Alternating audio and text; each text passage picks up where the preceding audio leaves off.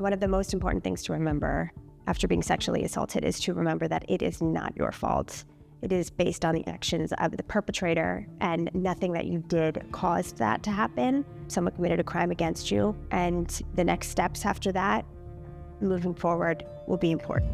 After being sexually assaulted, make sure that you get yourself to a safe place, whether that be a friend or a family member. Once you get to a safe place, there are some options for you about what you can do to protect yourself moving forward. One of those options, of course, would be to call 911 and report that this happened directly to the police. That could prompt starting an investigation.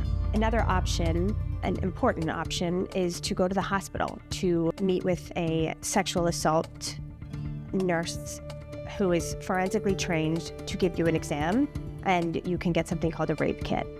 You can get this even if you are not sure at that moment that you're ready to go forward with any sort of criminal proceedings. While it might feel natural and instinctive if you've just gone through a sexual assault to want to take a shower, to want to change, it's understandable to feel that way, but it is actually really critical to make sure that you go directly to the hospital to preserve that evidence through a SANE exam. A SANE exam stands for Sexual Assault Nurse Examination, and that is when a nurse who has been forensically trained in how to collect and preserve evidence that may be present in their body or on their clothes.